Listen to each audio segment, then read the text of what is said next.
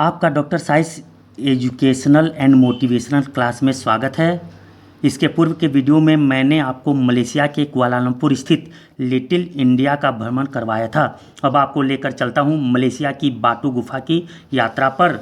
Malaysia और भारत की सांस्कृतिक संबंध पर आयोजित अंतर्राष्ट्रीय संगोष्ठी में आए अपने प्रतिभागी मित्रों के साथ मैं कार से बाटू गुफा की ओर चल पड़ा। हम जैसे ही गुफा की तलहटी पर पहुँचे, वहाँ हमने भगवान मुर्गन की विशाल प्रतिमा देखी। भगवान मुर्गन भगवान शिव एवं माता पार्वती के पुत्र हैं। इन्हें कार्तिकेय भी कहा जाता है।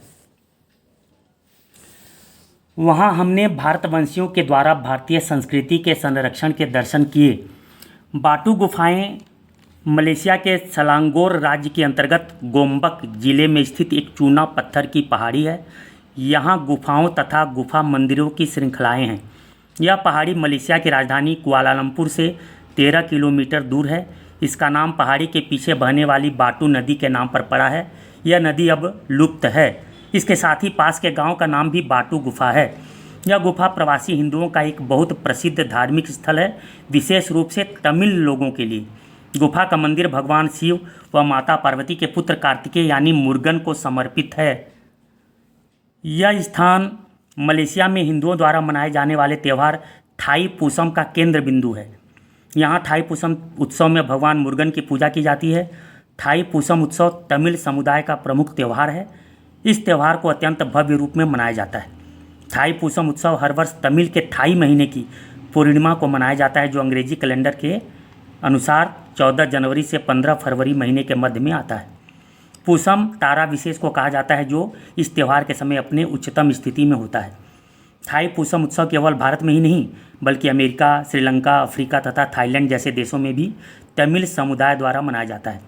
बाटू की प्राकृतिक गुफाएं करोड़ों वर्ष पूर्व निर्मित हुई। इस गुफा के मुहाने पर मुर्गन की ऊंची सुनहरी मूर्ति है।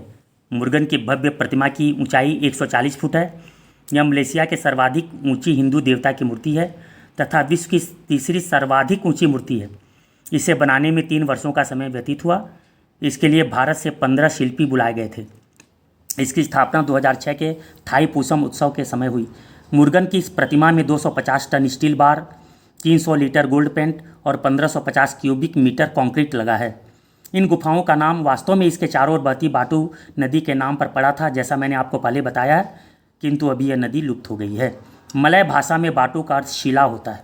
बाटू गुफा का अर्थ शिलाओं की गुफा भी हो सकता है।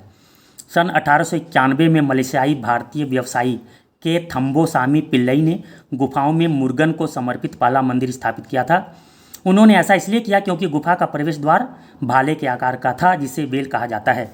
मुर्गन जिस भाले को पकड़े रहते हैं उसे वेल कहा जाता है, जिसे माता पार्वती द्वारा मुर्गन को दिया गया था ताकि वे सूरा पद्मन नामक एक दुष्ट राक्षस का वध कर सकें। बाटू पहाड़ी की तलहटी में एक शहर ही बसा हुआ है। यहाँ तीर्थयात्रियों के लिए पर्याप्त सुविधा उपलब्ध है। आप यहाँ बाटू गुफा में इंडुबन मंदिर को देख पा रहे हैं। इंडुबन भगवान मुर्गन स्वामी यानी भगवान कार्तिकेय के भक्त थे।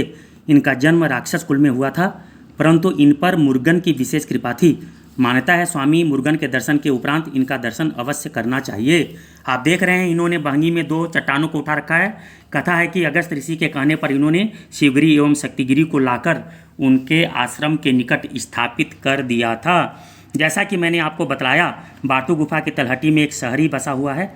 यहाँ तीर्थयात्रियों के लिए पर्याप्त सुविधा उपलब्ध है।